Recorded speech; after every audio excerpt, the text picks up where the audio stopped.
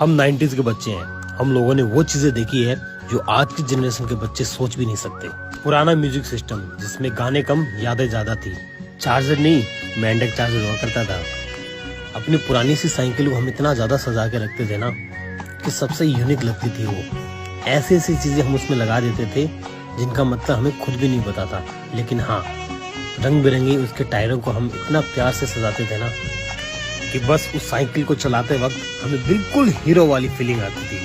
खुद को हम किसी बड़े सुपरस्टार से कम नहीं समझते थे जब अपनी साइकिल को लेके हम बाहर निकलते थे। कोल्ड ड्रिंक की बोतल का वो ढक्कन याद है जिसकी हम फिरकी बनाते थे? ना कोई बैटरी, ना कोई चार्जर। ये चीजें सिर्फ हमारे इमोशन से चलती थी। अरे हम तो तागों से भी खेल लिया करते थे यार, और पत्थरों को ये अपना खिलौना बना लेते थे। और ये कांच गोलियां, ये तो हमारी जिंदगी का एक पार्ट हुआ करती थी। हम तो यार हर छोटी छोटी चीज से खेल लिया करते थे। सच में यार, वैसा जमाना कभी नहीं आना।